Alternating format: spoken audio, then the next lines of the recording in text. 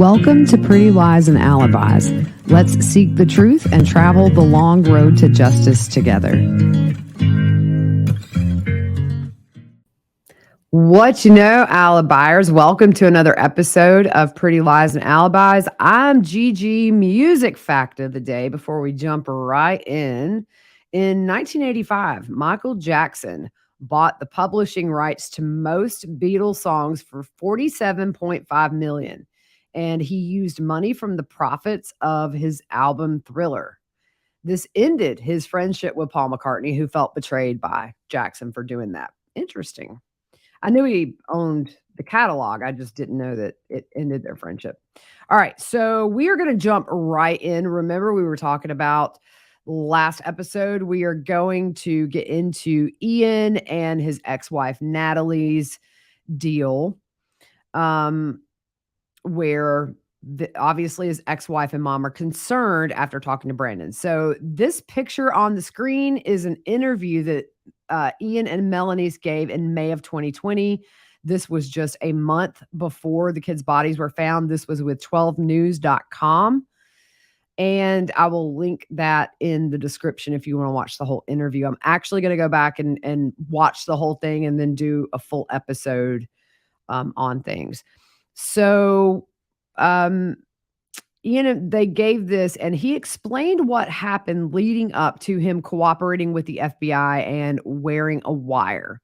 He said when he divorced his wife, Natalie, she cut off all communication with his side of the family. But in December of 2019, his mom called him and said she just talked to Natalie. And according to Natalie, Melaniece, Lori, and Chad are in a cult. They murdered someone back in July and they tried to kill Brandon. So Ian said he reaches out to his ex-wife asking where she heard this. And she said Brandon and one of his business partners. He said after seeing Chad and Lori disappear and knowing they're looking for JJ, he did not mention Tylee, which kind of bothers me. But he got worried and wanted to get this behind him as quickly as possible. So he goes with Natalie and talks to the FBI and Rexburg police and tells them what he knows. So he said at the time, Melaniece had been sharing her fears with him and her own thinking of what was going on. So he took that and ran with it. And he said it turned into a big mess for him. Now, remember, this is just a couple of weeks, if that. I don't even think it's that, after they're married. So the FBI asked if he could record some calls between Melaniece and maybe Chad and Lori, hoping that Chad and Lori would slip up and tell where the kids were. And then, game over. At least at the time they thought it would be game over, but they were investigating Charles and Tammy's murder, so it would not have been game over should the kids have been okay. He said it didn't happen that way and nothing was ever revealed where JJ and Tylee were. Nothing ever said about any of it. So when asked if any red flags went up, he said he thought Melaniece was being taken advantage of, but he sat back and watched. He said he didn't see anything, so he knew Melaniece was fine and she was a good person. He later says he realizes things aren't the way they've been portrayed to him, and he means by the police. He does not mean by Chad and Lori and Melaniece. So December 8th. So remember, they got married November 31st, 31st. So you're looking at a week, a little more than a week after the marriage, where this is what he texts his ex-wife, Natalie. Don't respond. I need you to encourage Brandon to keep information he gets on the down low until I can get this sorted out. I want to help, but it will be tough if everyone starts figuring out what I'm learning.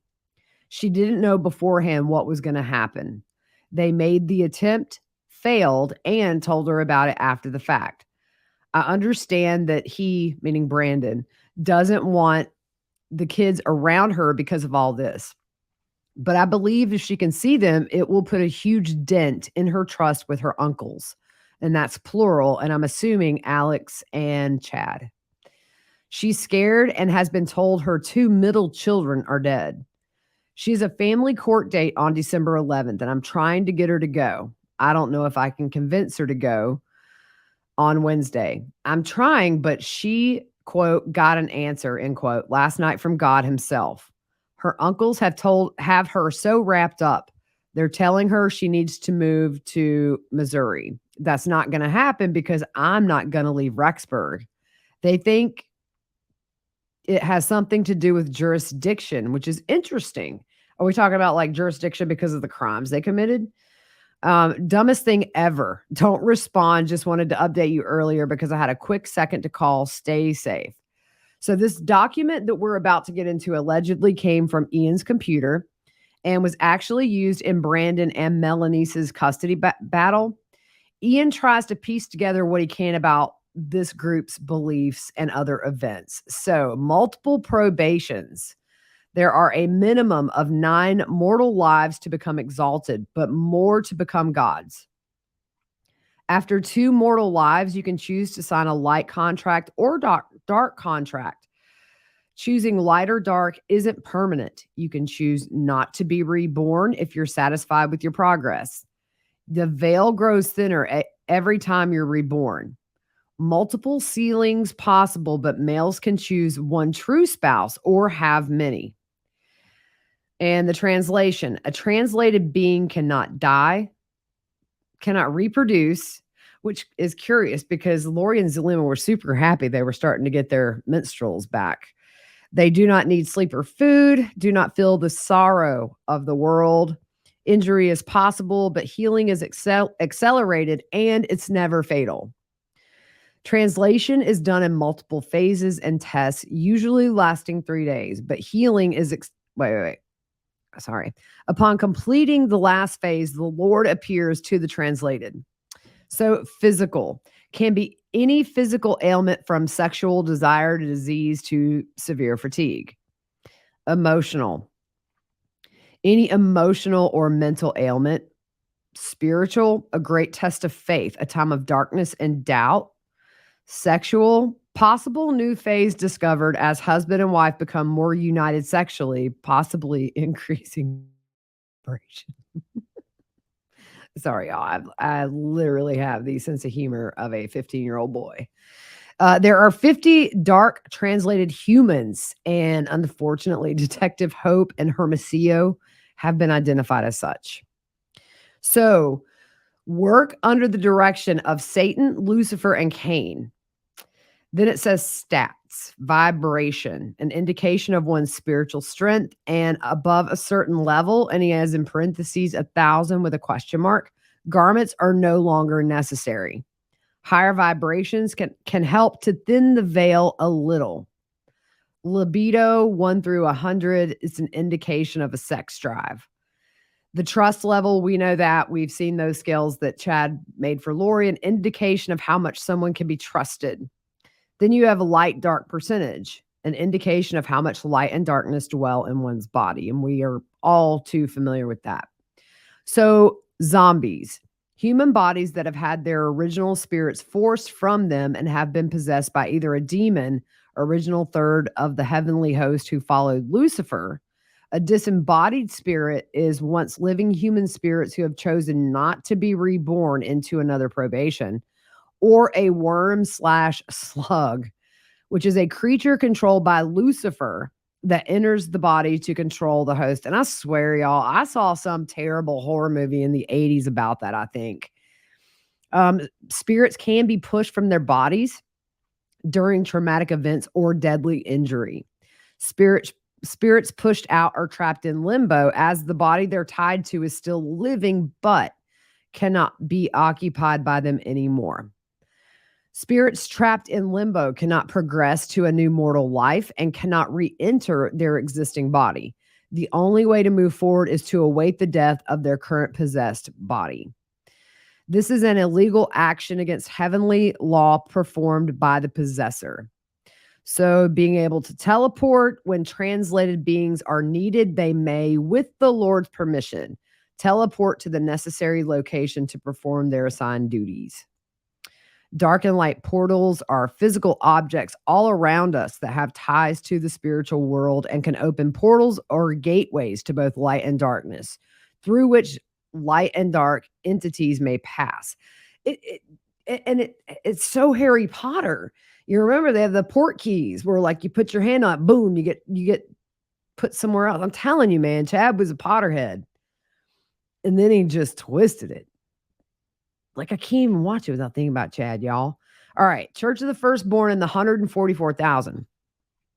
The Church of the Firstborn is a higher organization in God's church in its truest form on earth.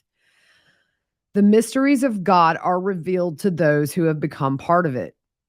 Terrestrial blessings and locations begin to be revealed to members. Doctrines added to but do not replace those of the Church of Jesus Christ of Latter-day Saints. Prophet of the Mormon Church provides over the general congregation, while others are specifically to run the Church of the Firstborn. There are multiple branches throughout the world, and it says the 144,000 are called to bring to pass all signs of the second coming of Christ. So there are multiple groups specializing in different powers and activities, and it says Lori and Chad's group specializes in healing and music. So I'm wondering, when Melanie Gibb was over the weekend JJ was murdered and said they were doing their music thing, were they like doing Smule where they sing like Just Can't Get Enough and Cool Rider? Or are they doing some kind of, some kind of really weird, sorry, my Grammy accidentally FaceTimed me. Sorry for that little dink. She does that a lot. I tell you guys, she does weird things with her phone. So the patriarchal order of the Holy Melchizedek priesthood. Did I get that right, y'all? Okay. A higher priesthood bestowed to Chad by Peter, James, and John. Oh, Lord have mercy, y'all. Priesthood keys and authority bestowed on women. Women may perform all the same blessings and ordinances as men.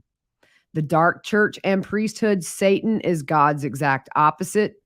Lucifer has a body. He was once an apostle and he fell. Cain was the first dark being to be translated in this creation and walks the earth with 50 dark translated beings to prevent or delay the Lord's second coming. Spiritual gifts and powers. People can manipulate the elements to do the Lord's will and bring to pass signs of his second coming. Cue Zulema and her earthquakes. If you can imagine it, it's real. That's what they say. Every fantastic idea is a reality somewhere. Magic, wizards, sorcerers, witches, etc. Spells and curses in Harry Potter are real and require great focused will to use. Dude, I can see Chad's backyard. Luminous. I mean, look, guys, if Harry Potter spells were real, I would not be sitting here right now. Just saying. I'd be flying all over the place or like getting my wand and doing crazy stuff. Supernatural creatures. There are dragons, giants, fairies, things like that. Usually it's Julie Rowe bringing the dragons through text messages. Oh, I shouldn't laugh, but sometimes, guys, you got to with this stuff. Spiritual weapons, dark and light weapons, weapons that cannot be perceived by celestial beings that injure and scar the spirit. There are cords, which are ties to people and things, both light and dark, that influence us. Spiritual healing, malachite solution, and balm. Remember, Lori and Chad's wedding bands were malachite. Malachite is said to have healing properties. It's administered by calling on it in a blessing. So he sums things up in his own words here. All this was kind of in like a list format. When Melaniece began sharing all of these things with me, I tried to keep an open mind. I'd only met her 4 days previous, but felt very comfortable around her. Okay, how are you going to feel comfortable around her when she's telling you can teleport and like Harry Potter spells? Oh, I believe there's more to the gospel than what I've seen so far, but I never thought it would sound like this. The ideas seemed harmless at first, and she sounded pretty certain of some of them. She talked about how she had learned some of these things in the temple and others from Chad and Lori. Upon first meeting Chad and Lori, I didn't get a bad impression of them, but they did seem different. I didn't think anything of that, as I feel that's a fairly normal feeling to experience. I didn't give them much thought, as they said they were planning on taking off and that I'd be taking the reins concerning care of Melaniece. That's interesting. As it, I mean, clearly they thought she needed a protector, and here you go. They said they'd be going to Hawaii and invited me to come visit sometime. Later, Melaniece explained porting, and they could travel there by that method. Let's just forget the stubs we've seen in the document dump for all these plane tickets. At the first time hearing all of these new beliefs was a jolt. I was looking for someone spiritual, but this was a leap beyond that into concerning territory. I had fears and doubts, but I trusted Melaniece and wanted to give it a fair chance. So I continued to listen and ask questions and hope it would click for me. It never did. There were fun and exciting ideas, but it felt like many of them were ripped straight out of a Dungeons and Dragons manual. Exactly, Ian. 100%. Between the stats, accounts of dark and light weapons, the words spoken in blessings, it sounded like someone had created a tabletop role-playing game based on the Bible. While living something like that appealed to me, I couldn't find anything to confirm it as I prayed and asked. I figured anyone called to something like this would struggle, but how else would they be made aware of things like this? I continued to try to keep an open mind and proceed with caution. I've never heard of anybody with such an open mind until Ian and this document. Melaniece began to share what she feared for the lives of her two children based on a dream she had where they came to her. They brought her tidings of great joy. Her daughter thanked her for allowing her the freedom to use her agency until the end. This concerned me and made my heart ache for her. I felt there was no way anything could have happened without people finding out. We married faster than any sane couple would, but we both felt it was right. On our wedding night, she began to elaborate on the ideas she shared earlier about her children coming to her. She explained zombies and her fears about what Chad and Lori stated concerning the original spirits being caught in limbo until the body's death. She stated that Brandon had been possessed by a demon or another dark entity sometime after June of this year. She was told either through revelation or by Chad that something would happen to him and something needed to happen to him in order for his spirit to progress and for the Lord's plan to continue. She didn't take well to the idea of her husband dying as part of the Lord's plan, but didn't think action would be taken by anyone. She still loves Brandon and would never wish any ill on him. It just sounded to her like it would be something that happened on its own when it was his time. I don't understand why, like, the minute Melaniece fell asleep on their wedding night in Vegas, that Ian did not, run. Oh, man. This is where things started becoming concerning to me.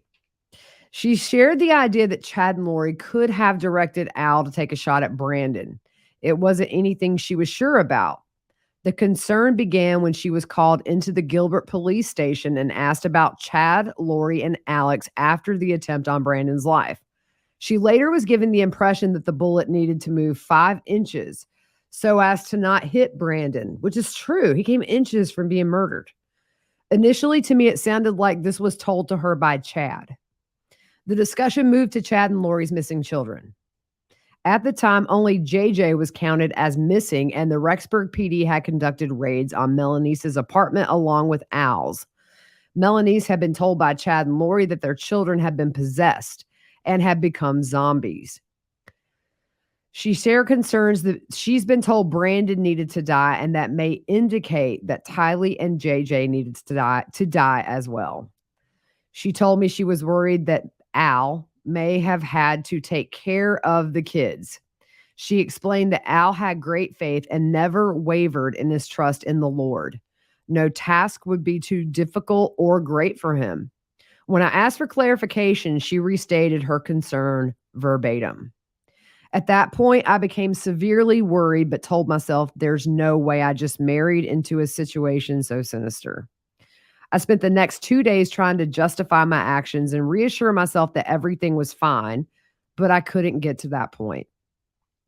My ex-wife, Natalie, had been asking for Melanie's name so she can check her out on social media and get an idea of who she is.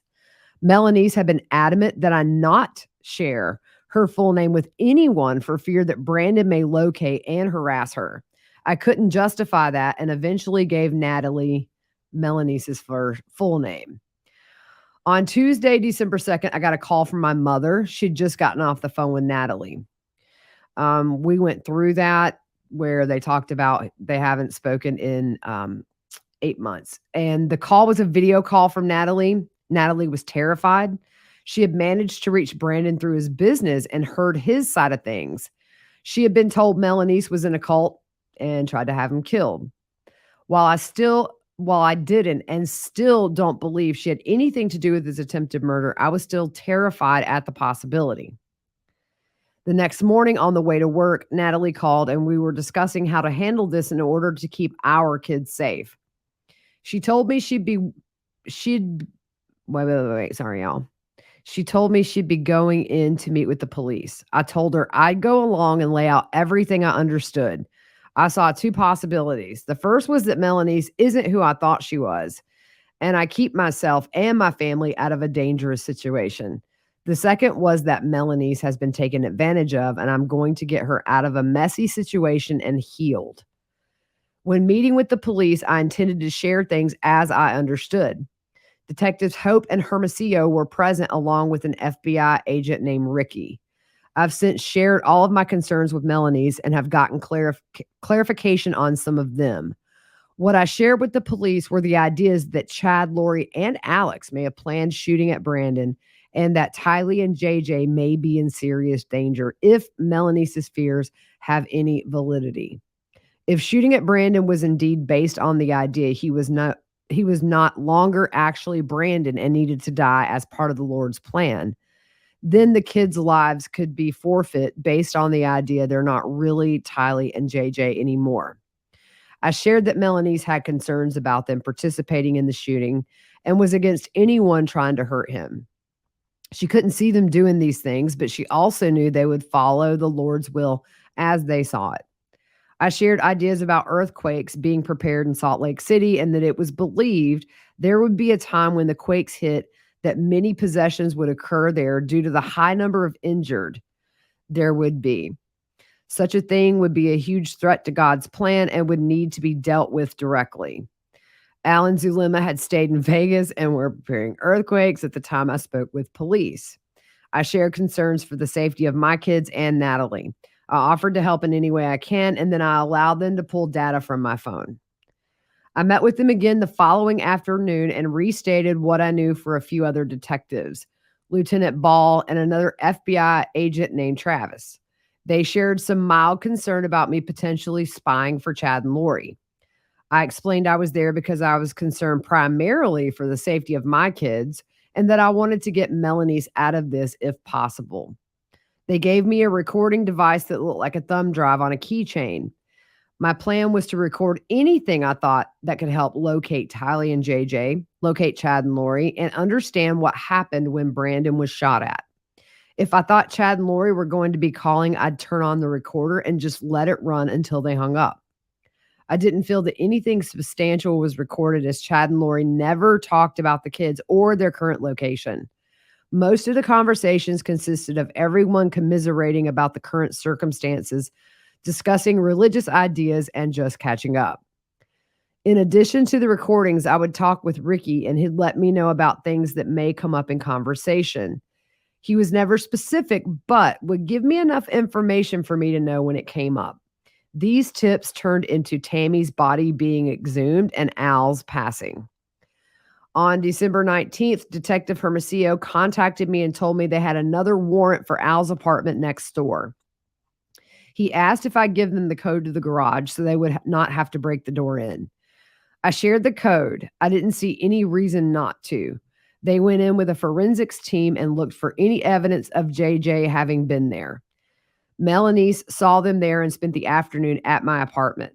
That night, I went to the apartment and looked around to see what they had been doing or if they had taken anything. I also wanted to see the warrants to understand what they'd been looking for. After looking around, I went to see Melaniece at my apartment. I finally broke down and told her that I'd spoken with the police and that I don't believe any of this. I didn't know how she would react, but I couldn't hang on to the stress anymore.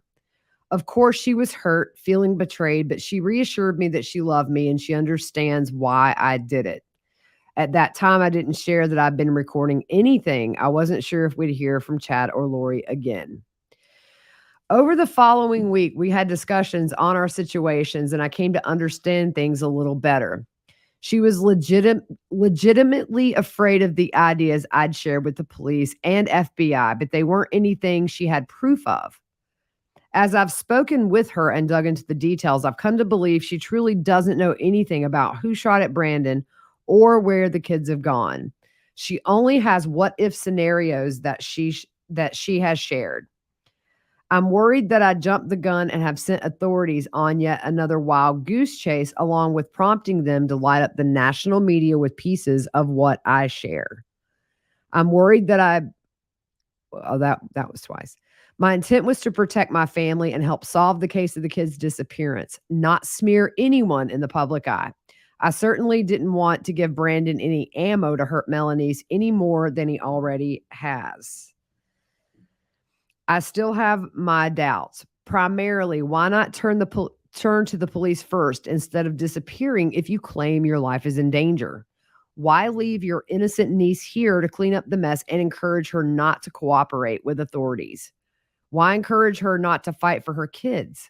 Her ex-husband now has temporary sole custody as a result. Why not simply provide proof that the kids are okay and put an end to this insanity? Isn't it odd that the two detectives assigned to your case happen to be two of the Kane's Dark 50? Everyone trying to do their job and save these kids are either evil or deceived.